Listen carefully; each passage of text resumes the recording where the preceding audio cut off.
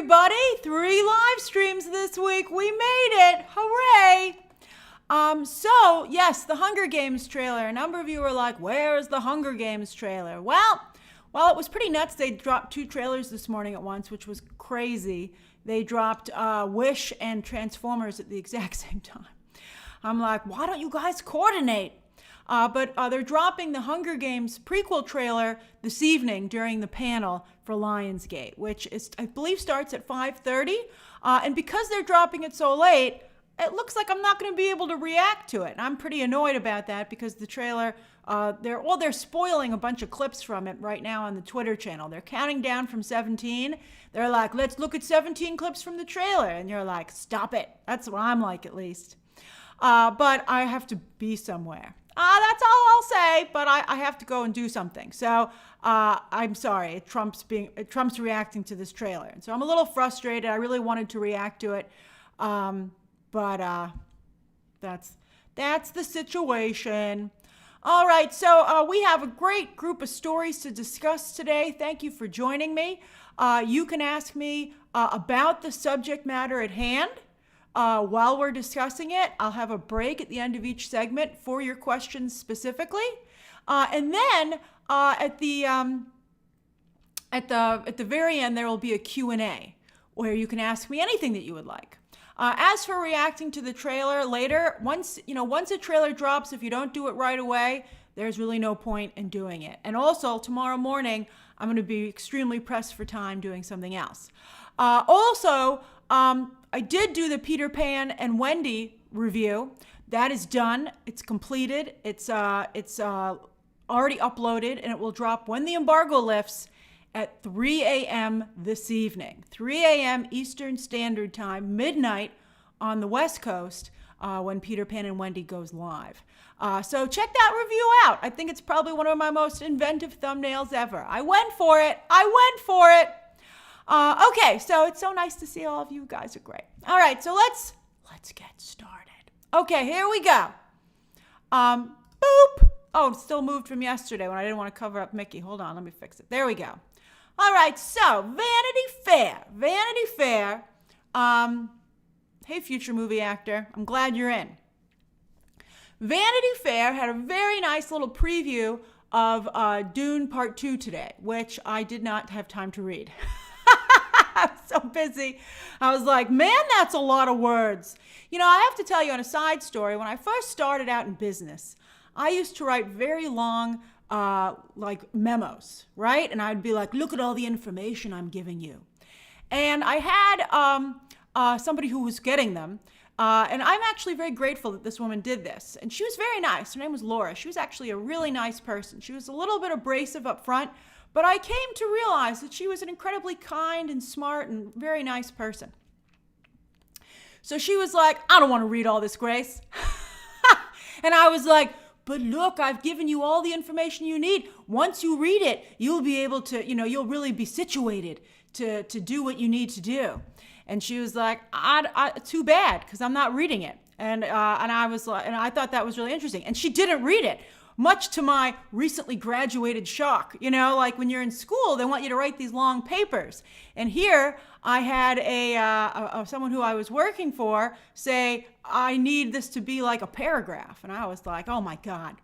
And she was right. That was a great skill. It's very important to be able, bullet points are your friend. And I thought that was really a great lesson. So I've passed it on to you. Hey, David C. And I would say the same thing about that Vanity Fair article. I was like, oh God, it's so long. I'm not even reading the book, Britt. I'm just talking about the article. I'll check it out later. And I was like, oh my gosh, look at how much extra lore there is. Oh, I got to learn all this lore. I learned the Dune lore for the first movie, and now I got to learn even more. So it's a lot. So I'm going to read it. But I did see the reason I even knew that and I think it's interesting they're doing it in Vanity Fair because that's where what's where Star Wars does all their stuff. So I was like, oh yeah, that's a good parallel to draw. Star Wars debuts first looks in Vanity Fair. So does Dune. And, Dune, the first Dune was incredible. It was an incredible movie. It was cinematically stunning. I saw it at Lincoln Center for the New York Film Festival. I saw it in the main hall. It was such a cool experience. It was great. I loved it. It was like one of the first movies I saw like during the pandemic when we were starting to come out of it. And I was like, oh, I'm nervous, man. But I had a great time. Great time. So anyway, Danny keeps predicting that I won't like her hair. Guess what? I think she looks amazing. I'm so shocked that so many people don't like it. Let's do a poll. Because I was like, oh, they must be talking about how amazing she looks. And then I saw a lot of you be like, oh, she looks horrible, right? Grace, be sure to drag her in the live. And I was like, oh, no dragging shall be done because I think she looks so fresh-faced and fabulous. All right, so let's do a poll. I think she looks like an ad for cosmetics, and a good one. All right, so what do you think? And you can vote while we talk. Some of you agree. Some of you agree. I'm glad I gave you the courage to step forward. But that's okay. If you don't think she looks good, that's fine. All right, so what do you think of Florence Pugh's look in Dune Part 2? Got so many thoughts swirling around my head. Love it. Hate it. And then still thinking about it. Still deciding. There you go. Okay. Some of you don't like the headpiece, but I actually love the headpiece. I will say that she seems, I think, a little bit more angular. I think, it's interesting. Some actresses, and it's interesting, you see a lot of actresses who come on to the into the space, and I think that there's a very there's a positiveness about their body positivity. I think a number of actresses, Margot Robbie, Jennifer Lawrence are two examples. But then eventually I think, the Hollywood machine got to them. And so they changed how they looked. And I thought Florence, I still, I don't think that Florence Pugh's gone into that degree, but it's interesting to see like a little bit of a change to her look. But I gotta tell you, she looks phenomenal. I think she always looks phenomenal. Florence Pugh is another person who I feel has incredible self-confidence. And I think that's one of the things that makes her just so likable. Like she just seems really likable. But I just think she looks so good. Would I wear that, Danny? Of course I wouldn't wear it. But I'm not in the world of Dune. Also, I don't have the features for that. I have bigger features than Florence Pugh. Florence Pugh has these adorable little button features, and she can get away with that hat. If you put that hat on me, I'd be like, this looks really bad. Take it off. I don't even know if I'd let you put that on my head. But you know what? Florence Pugh makes it work. And I have to say, I'm impressed that when they came at her with that thing, she let them put it on her. She could have been like, maybe I'd be making a mistake. Maybe I should have put it on, right? Maybe I should trust my costume designer. We're the only ones who are going to see it. I can make sure that nobody ever sees it again. So I just think she looks so freaking good. I think the hair looks great. I think the shower cap looks great. That's right. It's a beautiful shower cap. I think the blouse or whatever she's wearing looks phenomenal. I think the way that it accentuates her jawline and her eyebrows looks phenomenal. I don't think she could look better, quite frankly. I think it's one of the best things I've ever seen. It's like such a win in my opinion. I can't believe it. I'm not surprised it trended. But apparently some people disliked it. But I love it. Absolutely adore it. And I like the face acting that she's doing there. She's not just voguing. She's clearly in the middle of an intense scene, and I'm excited to see what's going on. And we have a little bit of an idea what's going on. I did skim the article and find out who she's playing. Oh, Danny, she doesn't look like that. Danny. But I appreciate your passion. All right, so she's playing Princess Irulan. The Dune pronunciation is difficult. Apparently, as Mika said, Virginia Madsen originally played this role. I don't even remember Virginia Madsen. Dune was a tough thing to sit through. I don't think Virginia Madsen was in the Dune movie. I think this was from the series. All right, but anyway. She's playing Princess Irulan, whose father is the emperor of the entire galaxy. Woo, no pressure. Played by Christopher Walken. And what she's worried about is that her father is going to lose the throne, and so therefore she won't be able to inherit it. So it's like space succession. I'm excited. She's like Shiv, and she has some Shiv qualities actually in terms of like her coloring, and the lightness. Very fresh-faced. That's also a little bit like Shiv. So, I mean, I just think it's absolutely incredible. Virginia Madsen is in the movie? I don't remember. I got to go back and look at it. So anyway, that's right. Dune, Dune. It's so fun to say. I'm not sure if her character's a villain. I got to look into it, Zachary. I think she's more like kind of looking out for herself, is from what I took away from it. But, I got to get back into Dune, man. I got to get back into Dune. I'm not like a big Dune fan. And I don't think there are a ton of big Dune fans, except cue them in the comments. But I think like people are interested in Dune now because the movies are so good. But and it did pretty well actually, considering it was still kind of pandemic-y when it came out. So I think people are like into Dune, but Mandela Butterfly, Princess Leia wore 2 cinnamon rolls on her head. I think she'd maybe wear this. It is a little bit Princess Leia, I think a little bit. I think she looks phenomenal. I mean, I'll say it again. She couldn't look better. I mean, I think Florence Pugh is gorgeous. I thought, and I've always appreciated her body positivity. I think because she just looks so stunning. Like, I thought like in Don't Worry, Darling, she was just fantastic. So she's just great. And I love her in Black Widow. I'm excited for Thunderbolts. I'm a little annoyed that they took her down. She's no longer the leader of the Thunderbolts team. I would have accepted co-leader. Now Bucky's the only one leading the team. I don't love that. But, whatever. I'm going to support Florence Pugh. I mean, I think she's just an incredible actress. Florence Pugh is everything. She's funny. She's able to do drama. She has no fear. She has wonderful, I just really think she's phenomenal. You know how some people feel about Jennifer Lawrence? That's how I feel about Florence Pugh. Florence Pugh is my Jennifer Lawrence. I just think she's phenomenal. But you know who I really wanted to see and who I skimmed the entire... Oh, she was so good in Puss in Boots, Danny. Danny, you're blowing my mind. I mean, I thought when I heard her do the voice of Goldilocks in Puss in Boots, I was like, this is a whole new side of her I didn't even know existed. She was so good at playing a tough character. I loved it. All right, so she actually, tamed the 3 bears. Are you a fan of Goldilocks? Florence Pugh was in horror because she was in Midsommar as Emmett Wright just wrote. All right, so anyway, let's see here. So I wanted to see Austin Butler, who is also in the movie. I was like, oh, Kate Winslet's a pretty good comparison. I recently said that Elizabeth Olsen was the new Nicole Kidman, and I would agree. Florence Pugh might be the new Kate Winslet. I like her a little bit more than Kate Winslet. I think she's more dynamic than Kate Winslet, but Kate Winslet is an excellent comparison. Maybe if Kate Winslet was working today, this is the kind of career that she would have. Kate Winslet came up at a time where women's roles weren't quite as good as they are now. I like that comparison. Who did the Kate Winslet comparison? Where'd that come from? Elliot Bullock. Excellent job, Elliot. I think you did a great job on that one. All right, so Austin Butler I know that Kate was just an avatar, Danny, but I did not appreciate her accent. I told you in my review, I was like, how is this allowed? I think this might be offensive. Especially if you've seen the more behind-the-scenes footage that's come out. I'm like, why is Kate Winslet speaking in broken English? I don't think this is appropriate. All right, so anyway, is he Space Elvis, Danny? Well, kind of. He's playing the role that Sting played in the original movie. He is the lethal Harkonnen prince. That sounds pretty good to me.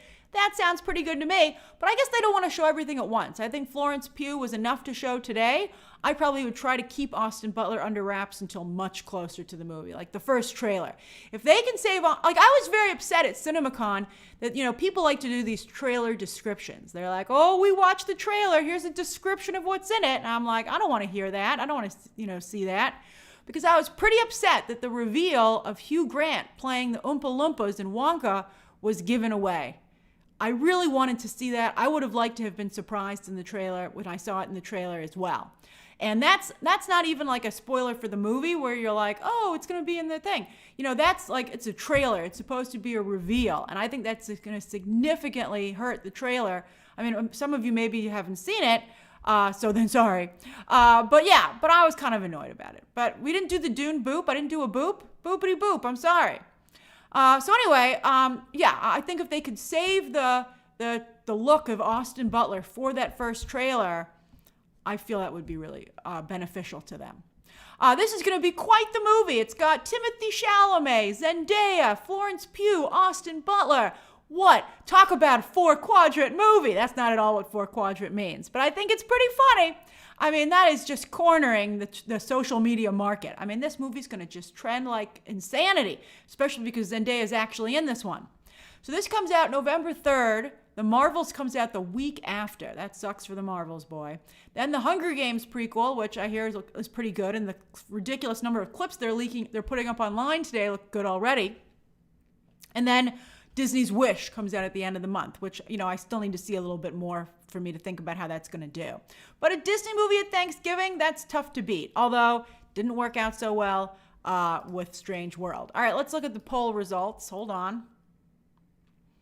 All right, 54% love it. 32% are still deciding. And then 12% hate it. Okay, that's not so bad. That's not so bad. Just 12% hated it. 32%, that's a lot. Maybe once you get a full body shot and you get to see the performance, you'll like it a little better. Maybe she usually wears a crown on top of that. Maybe that's like a coaster. I couldn't help myself. It's like a crown coaster for her head. That's pretty funny. I couldn't help it. I'm sorry. I think she looks amazing. But I think that is kind of what it looks like. All right, so she's like, I don't want to get like the imprint. Doily. I don't want to get the imprint on my head from the crown, so I put this on first as like a little bit of padding. All right. Okay. We kid because we love. Danny, there's room for Anya Taylor-Joy and Florence Pugh. I mean, Anya Taylor-Joy is going to be Furiosa, and luckily that didn't leak. I remember everybody said they saw it, but they didn't describe. Which looks like Charlize Theron, but it's Anya Taylor-Joy. Toon Dude says Grace, why is this year so stacked with films? I think because they were all held up, and they're finally complete with the VFX, and the market finally is healthy again, and everybody's like, let's get our movies in here. And it's too crowded. Someone said, oh, Grace says there aren't enough movies, and then she says there are too many. Exactly. When it's bumpy. We're on a roller coaster. When there's not enough movies, I say there aren't enough movies. And then when there are too many movies, I say there's too many. April is empty. But yet June and March are ridiculously crowded. August, tons of space. No one's taking it. It's ridiculous. All right, does anybody have any questions about Dune? Do you have any Dune questions? I think Dune sounds great too, James. You got any Dune questions? Dune. Michael says, do you think Dune 2 will do better than the Marvels in the long run? I got to see more about the Marvels, but it might. Although I think Dune is like a little bit more of an intellectual property. I don't think it has quite the same zip, that a regular Marvel movie would. Well, does the Marvels? I'm not sure. Honest says, do you think Dune has awards chances this year? I don't know. Let's see it. I think it could potentially get nominated again in the Mad Max category. Cinematography, costume design, production design, stuff like that. But, I don't know. We'll have to see who else is competing. Finn Moreau says, Florence really pulls off the bob cut. She does. Yelena also has a bob cut in the comics. Would we like to see Yelena with this hair in the MCU? Well, they drew her with the ponytail. I like her with the ponytail. I like her with the longer hair as Yelena. I like all the cool braids that she puts in. I mean, like she had some impressive braids in Hawkeye. Remember the thing that she wore at the very end to the benefit, when they were at the elevator bank and her hair was just like this incredible braid? I mean, I like that.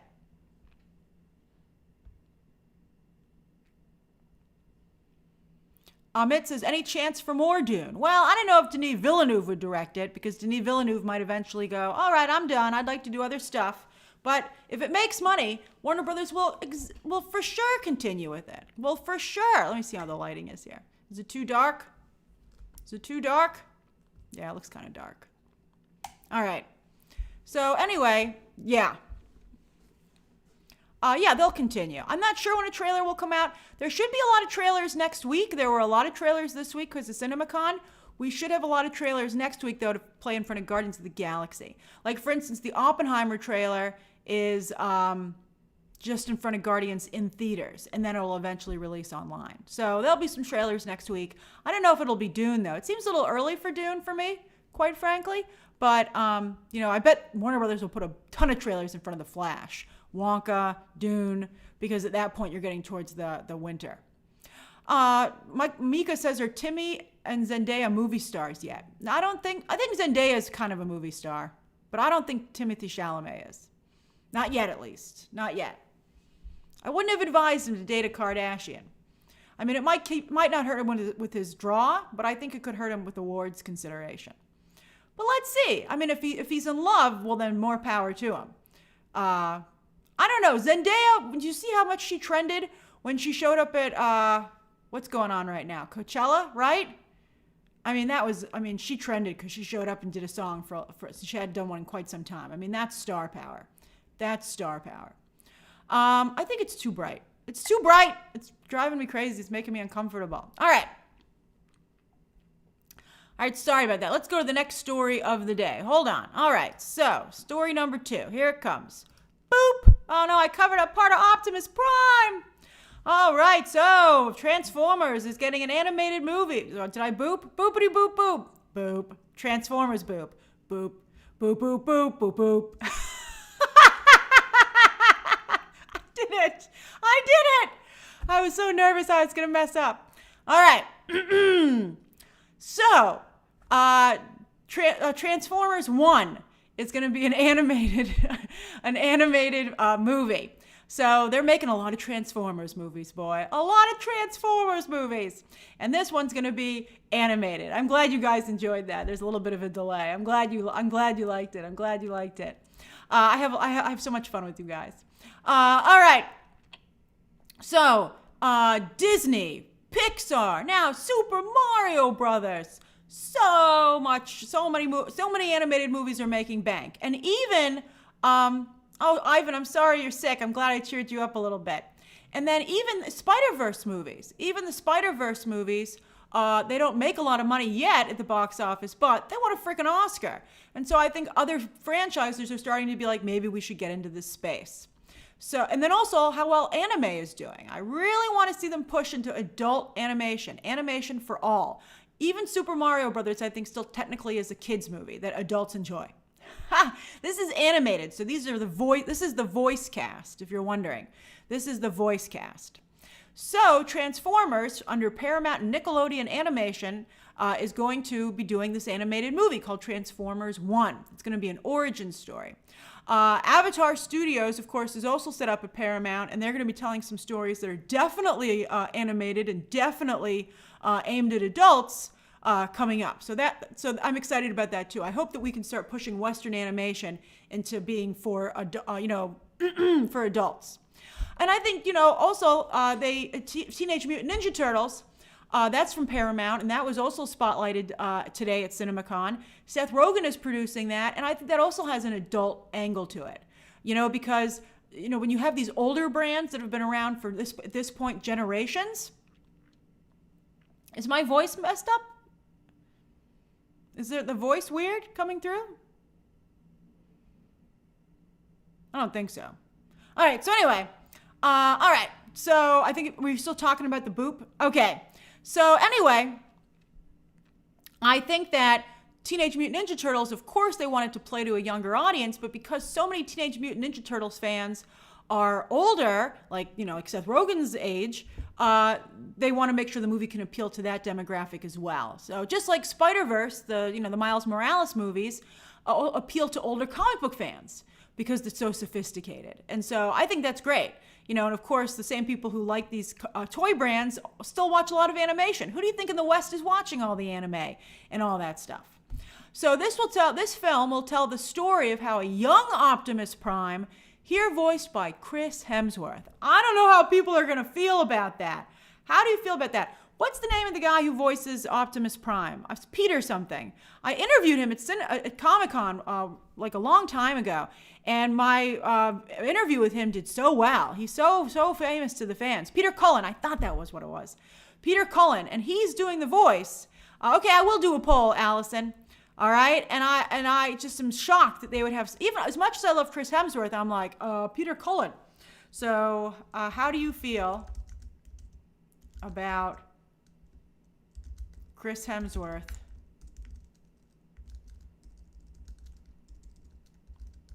voicing young Optimus Prime? Optimus, what is it like? Optimus pre-prime, pubescent, Optimus pubescent. Okay, so Chris Hemsworth voicing young Optimus Prime. Peter Cullen forever. Gotta hear him. Gotta hear it. Love Chris Hemsworth. That's the other one. Love Chris Hemsworth. Love him. Love him. Oh, Wesley, you got to care a little bit. I mean, even I kind of care. And I'm not even a big Transformers fan. Peter Cullen's still doing the voice, man. Peter Cullen's still doing the voice. I bet maybe they want to AI him, put it into a machine, but they better pay him billions of dollars. If I were Peter Cullen, I'd be like, sure, for $50 million. Because, they can use it forever. I mean, what is the value of Peter Cullen's voice forever? I would say definitely $50 million. I mean, I would ask for maybe even more. I'd do an Elizabeth Taylor. Does anybody know the Elizabeth Taylor story? I'll tell it to you very quickly. Elizabeth Taylor was offered, they wanted her to do Cleopatra, and she really didn't want to do it. She thought it was stupid. So the Fox executives were like, what would it take for you to do Cleopatra? Tell us, Elizabeth, tell us. And she said, $1 million, jokingly, which was a ton of money at the time that movie was made. And much to her shock, Fox said, okay, we'll pay you $1 million, making her the highest paid actor, not even just actress, at the time. So yeah, that's right, Michael, money will do it. And so she got it. She got the money. And she played Cleopatra, which has actually became one of her most famous roles, and changed her life because she met Sir Richard Burton. So anyway, so Peter Cullen should ask for just so much money to do the AI situation. And some of you are saying, KJ, say voice actors will be mad if they AI Cullen's voice. They want those roles. They will be so angry when Darth Vader was revealed to be AI'd in the future. Well, I don't know. Actually, that's an interesting question. And that, maybe Peter Cullen will maybe do the right thing. Because when you think about it, Adam Sandler wasn't willing to do the last Hotel Transylvania movie, but they found some dude who I couldn't tell the difference. So maybe it's possible. Maybe it's possible. Although, did you see the Japanese Flash trailer? And they had some weird dude do a voiceover on Ben Affleck. And I'm like, who's that supposed to be? That's not Ben Affleck's voice. That was hilarious. Brian Hull, thank you, I Don't Care Bear. He did an incredible job. You never would have known there was somebody different. I liked, Bob Ray. Maybe somebody else might have mentioned this as well, but I agree. That's the first I saw it. I was wondering why people were saying Lightyear. You're right. It is like changing the Lightyear voice. I think it was a mistake to change it from Tim Allen. I think it was a big mistake. Dory does voices. Oh, Dory, are you a voice actor? Brian Hull is a YouTuber. That's right. I did remember that. But yes, we're going to be talking about YouTubers. In fact, you're watching a YouTuber, and we'll be talking about YouTubers in the third story. But very interesting. Very interesting. All right, so here's who everybody's voicing. Chris Hemsworth is voicing young Optimus Prime. Brian Tyree Henry is voicing Megatron. I love Brian Tyree Henry. I'm so happy he got that gig. And so how it's going to tell how they went from being brothers in arms to sworn enemies. The story you needed to hear. I mean, is that story already been told? Or are they making it up for the movie? Anybody who's into Transformers, please fill me in here. Hold on, I'm just waiting for for you to catch up. Have we ever heard the origin of their relationship?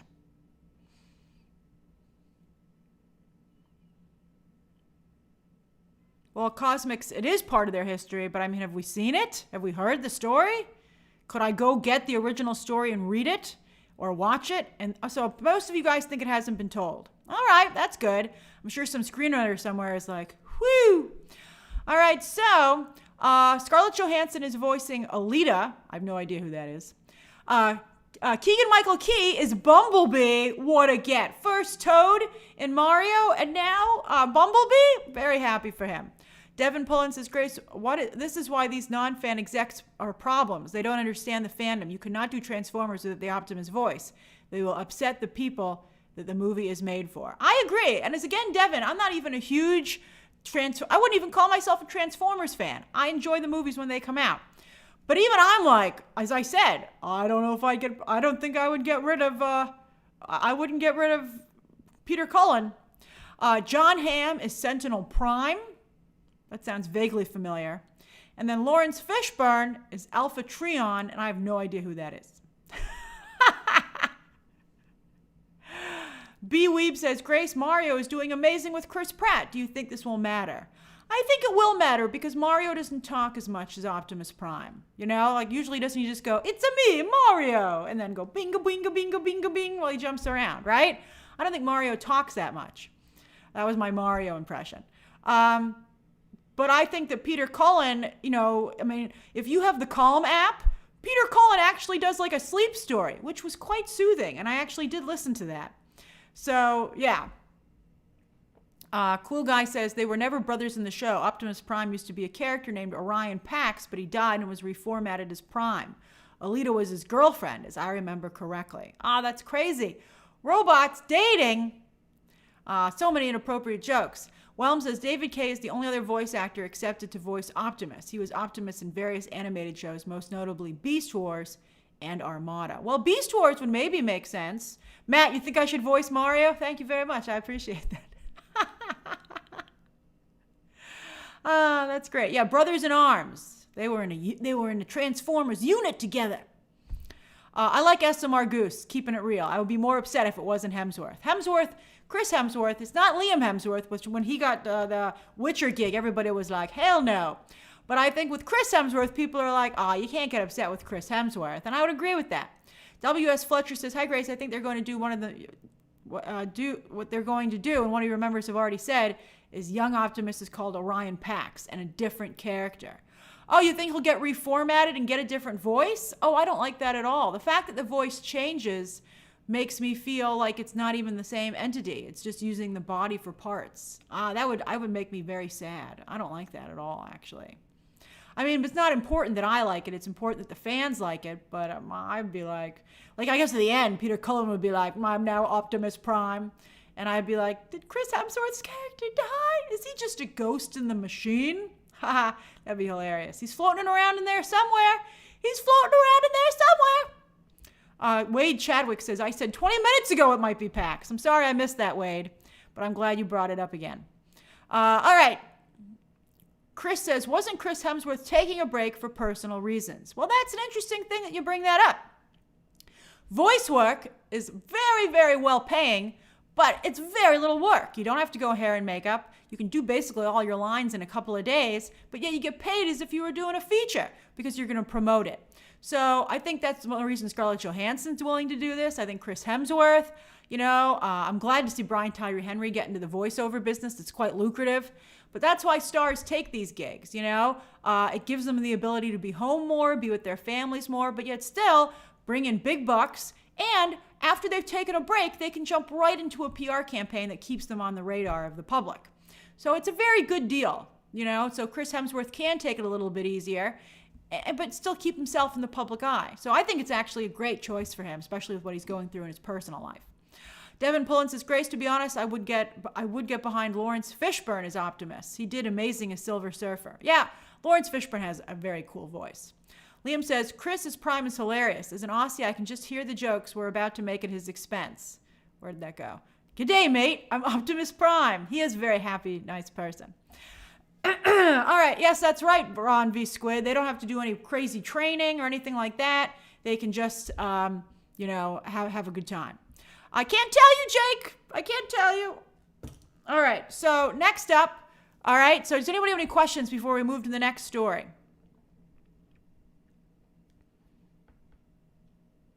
Oh, Mr. Magic. Oh, is it your anniversary today? I know you're going on your trip. Happy anniversary to Mr. Magic's partner, Brian. I hope that you guys have a wonderful, wonderful trip together. And congrats on the 9 years.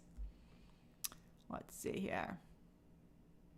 Oh, that's a good point. Who's just said that? Josh loves movies. That's right. Scarlett Johansson did the voice of Kaa in Jon Favreau's Jungle Book and did a really great job. Look at everybody wishing you two a happy anniversary. You guys are the sweetest. Let me close the poll. I always forget to close the poll. Thank you, Bay. All right, here it comes. 50% of you got to hear it. Oh, that's pretty good. That's pretty good. Paramount can work with that. 33% are say Peter Cullen forever, and then 15% are like, I love Chris Hemsworth. So I think that seems pretty good. That seems pretty good. Demika says, should they take the Star Wars route and make the animated Transformers canon with the live action? I think for sure. I mean, then don't waste our time if it's not canon. Don't waste my time. All right, let's go on to the next story of the day, and then we'll go to the Q&A. This is an interesting one. All right, I like this. All right, hold on. Boop, so many patterns at play here. So many patterns at play. So, of course, let me get my notes back up there. Hold on. So, of course, Mortal Kombat did really well. And as I said, imagine how well it would have done if it was a really good movie. It had great elements, though, and I actually thought it was pretty entertaining at spots. And, of course, the game continues to be a juggernaut. They just mentioned Mortal Kombat 12 during the Warner Brothers investment call, and the internet went nuts. So clearly, the people over at Street Fighter, which is Capcom, are like, but wait a minute, we have a big fighting game too. Why aren't we making a movie? So they are making a movie. So we're going to talk about that in just a moment. I have some comments here. What was that? Toon Dude says, is it true DC is doing a Batman beat? That's for the Q&A, man. They were, but they scrapped it. And then Doc R, I appreciate that. Thank you for the recommendation. I think I missed the boat on this movie, Suzume, but I appreciate that. But let's get back on schedule. All right? And you please save anything that doesn't have to do with Street Fighter for the Q&A, which is coming up in just a few minutes. All right, so back to Street Fighter. They're making a Mortal Kombat. Oh, thank you, Dory. I did get the pronunciation right. Thanks to all of you who corrected me on Movie Math the other day. You don't need to apologize, Toon Dude 19. Don't worry about it. All right. Okay. So Street Fighter movie. So, and they're making Mortal Kombat 2. I don't think they've started filming just yet, but they're getting ready to start filming, and they better hurry up because here comes Street Fighter. I would really try to get this movie out before Street Fighter comes out. And let's see what the casting is like, because the Mortal Kombat movie is like a fun B movie, but like if Street Fighter somehow manages to get like A-list talent, that's going to be sucky. All right, so anyway, Legendary is teaming up with Capcom, and you're like, how much of a team up? Is Capcom really involved in the Street Fighter movie? So it doesn't have a studio yet, Regenerator 99. Legendary, who is both a film finance company and now a production company, is making it. Most of their films tend to go to Universal. To Universal. And sometimes, I think sometimes now lately Warner Brothers, but, they don't have a specific home.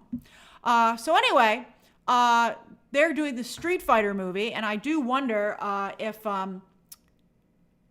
Capcom will be very heavily involved to the way that Nintendo was involved in Super Mario and the way that Naughty Dog was in The Last of Us. But here's a question for you. I did not think that Street Fighter was a gory game. I always thought that Mortal Kombat was really into gore, and Street Fighter was just more about fighting and these cool outfits that they have, right? Like, I even recognize that character, that female character on the right. Is that Chun-Li? Right? Like, I don't know the name, but I know who that is. Yeah, it's not a gory game, right? But they said that one of the reasons they hired this directing duo, covered in blood down there, is for their gore. So are they going to reimagine Street Fighter as a gory brand to try and make it like Mortal Kombat? That seems stupid to me. I mean, maybe they're worried about it. I mean, I don't understand. Again, it makes me feel right away. I'm like, so maybe Capcom isn't that much involved. That's right, Tari. Tari's a little bit ahead. But yes, these two guys. Who are these guys? They are the YouTubers Raka, real names Danny and Michael Philippou, who do horror comedy videos on YouTube. And they have a new movie called Talk to Me, which has a lot of buzz. I stopped watching the trailer, actually, because I thought it was a little boring. Everybody was like, oh, it was A24, though. So there's A24 heads who I'm sure will really support it. And people were like, oh, this trailer is amazing. It was at Sundance. They got picked up by William Morris Endeavor as their agents. And so like everybody was like, oh, you got to see this trailer, man. And then I started to look at the trailer and I was like, the light kept going on and off, and I was like, it's taking too long, and I turned it off. I had other stuff to do.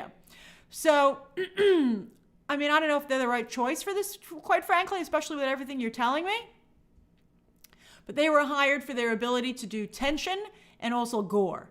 And so they were put on Street Fighter. But now, based on what you guys are saying, this sounds like this might have been a horrible idea. That's so bad. All right, so anyway, I thought this was interesting because this is another directing duo like the Daniels, but also like Radio Silence, which of course were hired to do Scream.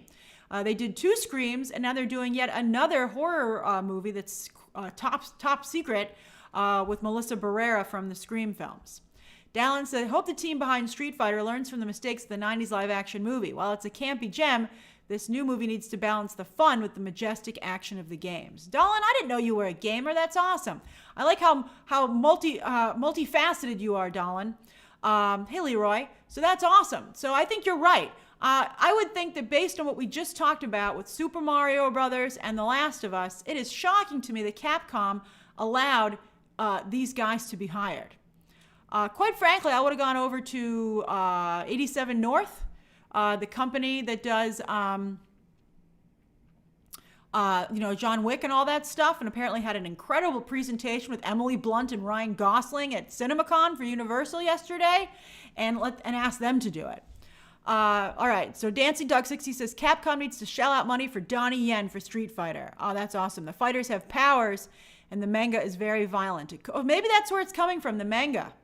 Maybe that's where it's coming from. Maybe Dancing Dog 60's figured it out, because maybe the manga is quite popular.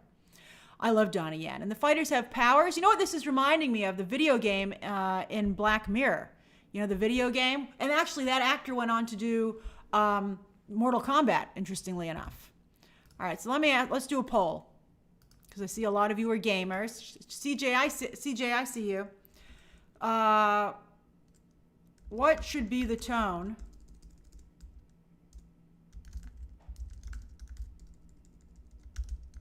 for a Street Fighter movie?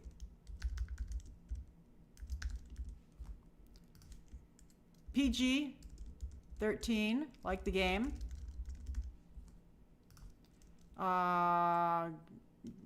Horror is fine.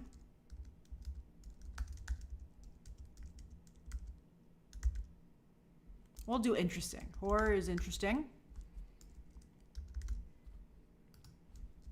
Superhero martial arts. So it could still be R-rated. And then I'm open to seeing choices. So, you don't know. All right, so there you can vote in there. Oh, look at all you gamers in there. I love it. I like that Brit says all of that. Ooh, Roger wants it rated R. Although PG-13 like the game is win. Oh, it lost fast. It was number 1 for like a split second. And then you guys went right to superhero martial arts. Okay, well, you guys are voting. Does anybody have any questions about this?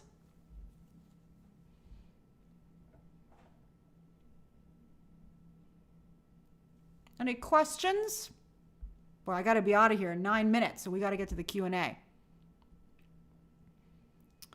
Oh, Kirsten Dunst fan says, "Oh, I hear you have the matching photo to go with it. Do the opposite of the Warcraft movie." That's good advice.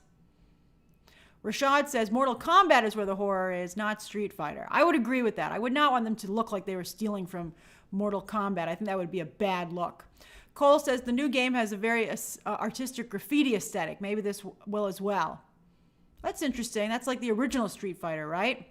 Dancing Dog 60. That's very kind of you to gift a membership. Always so generous.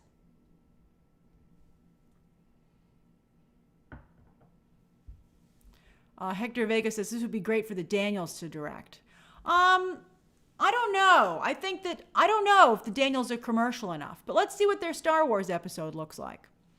That's right, Jake. I got to get going shortly. So let's close this poll and then get to the Ask Me Anything. I have somewhere I need to be. And videos will be going up tomorrow, at 3 a.m. tonight and then tomorrow.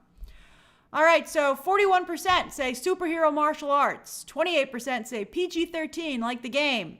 17% are open to seeing what the choices are. And then only 11% are with horror. Oh, that's bad. That's bad. That's very bad. That's very bad. Oh, my pleasure, Mr. Magic, and we were all happy to wish you a happy anniversary to both of you. Adil says, my usual MCU movie crew won't see Guardians 3. Ant-Man 3 and some shows badly disappointed them. Going alone, but will reunite for Fast X and maybe The Little Mermaid.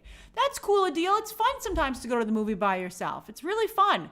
Particularly, if you're going to go by yourself, I would recommend a matinee. Although I have to say, I went to see Downton Abbey by myself, Downton Abbey, the movie, by myself, and everybody was very excited.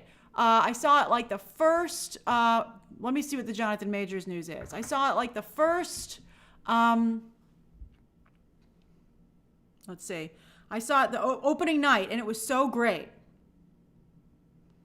And it was fun to be with all the fans. Even though I was there by myself, it was wonderful. There's a restraining order against Jonathan Majors, or did he get it? Let's see here. Wow, Variety really has a hookup with the district attorney's office. Hold on, I'm reading it. Where is it? Okay. Jonathan Majors' alleged victim granted temporary order of protection ahead of court date. Well, she sure changed her story yet again. Jonathan Majors' alleged victim was granted a temporary order of protection. That's a restraining order in the state of New York. On Thursday, ahead of the May 9th court date, where the actor will face charges of assault and harassment. Why did she ask for that? Okay. Today, a judge granted a full temporary order of protection for the victim per the people's request and with the consent of defense counsel. So I think they're just doing that to make him look really bad. Majors was arrested in New York. Let's see here.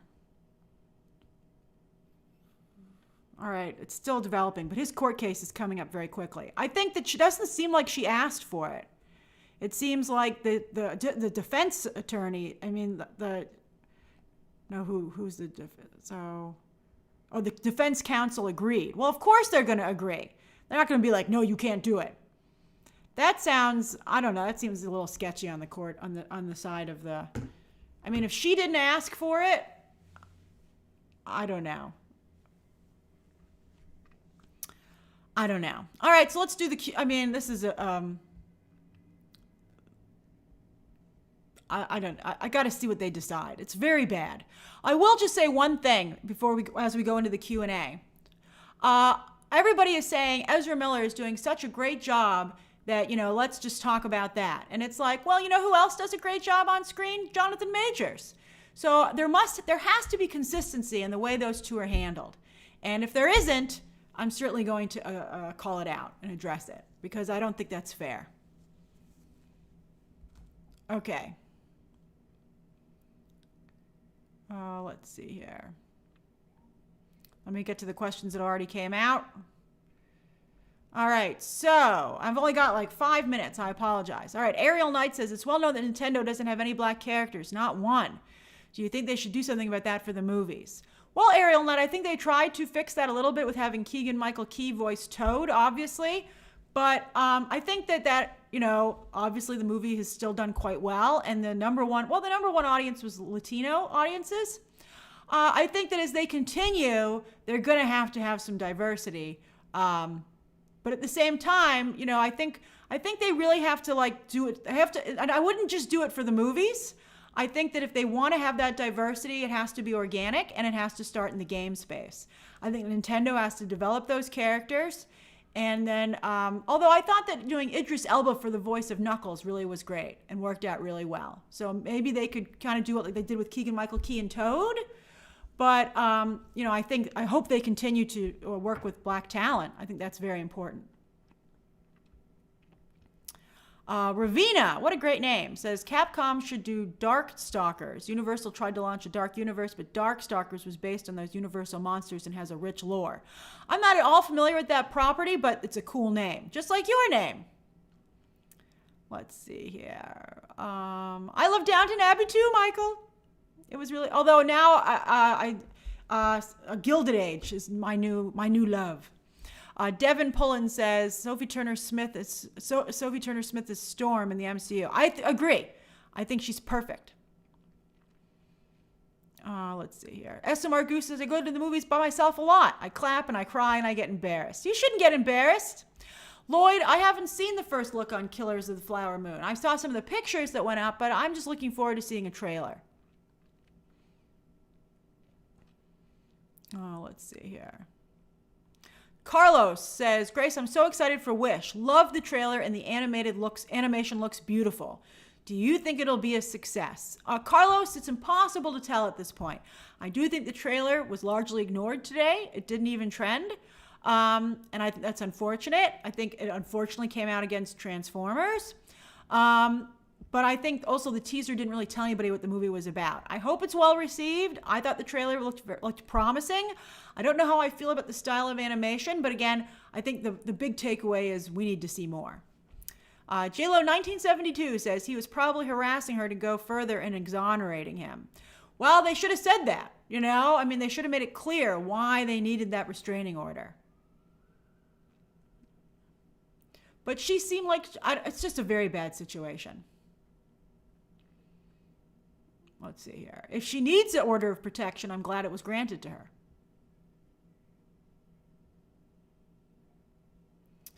Let's see here. Dante says, regardless of validity, what do you think of Banderas as the Galactus casting rumor? It was shocking to me. I think people just sometimes get excited about Marvel rumors and the idea that maybe that means they are doing Galactus. I think he's not a good choice at all for Galactus, and I think it's a bad idea.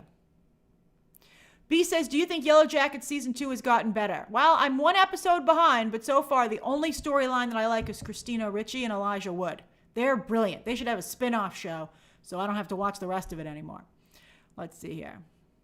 But I will, because I just know as soon as I stop watching it, it's going to get great. Mandela Butterfly says, speaking about the childlike empress with the Dune story, would you want to see, I've never seen the Never-Ending Story. Oh, it's like Goonies all over again. I've never seen the Never-Ending Story. Everybody's always like that kid flying on that furry creature, and I'm like, never seen it. Let's see. Cole says, what would you pitch for a new princess movie? I would get a fairy tale. There's got to be a fairy tale they haven't done. I think people like adapting classic fairy tales. I'd go find one. I'd be like, find me a fairy tale we haven't adapted. I'm sure there's one. I can't think of one off the top of my head, but I have not researched it. Let's see here. Thank you, Keith. Juan says, why is it okay to have a Best Actor/Actress category at the Oscars and not a female and a male category? Well, the reason they don't have just an acting category is because I guarantee you that it would be all men. It wouldn't be split down the middle. And it certainly wouldn't be more women. I mean, you know what a hard time they have filling the female category every year, because still roles for women aren't quite as good as the roles for men. And so they just put all guys in there if you let them. And then they would say, what? We nominated the best people, and it would just be really bad, you know? So the only reason you don't have Oscars so male is because they force them with the categories. Let's see here. They're getting a little better with but then they didn't nominate any women for director this year, which was appalling. Bobray says, hi Grace, I'd love to hear your thoughts on Rihanna's casting as Smurfette. Loved her voice on DreamWorks Home. She was very good in that movie. P.S. Huge fan of both you and Riri. That's so sweet of you. I love Rihanna. I think she's fabulous. I think it's brilliant to cast her as Smurfette. And I think it shows how times are changing. I think for the better. I think it shows the power not only of Rihanna as a brand, but also of the importance of having broad appeal. And also, it used to be that people didn't care about who was in the movie, but now people want to see themselves represented, which I think is fabulous. And so I think Rihanna, she's going to do music. It's just like Katy Perry, only now they've gone with Rihanna. And I actually told you when I reviewed Battleship, and I had a good time seeing Battleship because I was on a real battleship here in New York City earlier in the day, I thought Rihanna wasn't half bad. I mean, she wasn't like an Oscar-winning actress, but I thought she did a fine job. I was like, you know what? I thought she did a nice job. I wanted to see a picture of her as Smurfette, but they didn't release one. I was sad. That was something I wanted to see. I was like, show me Rihanna Smurfette. Her son is so cute, by the way. Every time I see a picture of him, I stop and I look at it because he's just so cute and so happy. She must be a wonderful parent.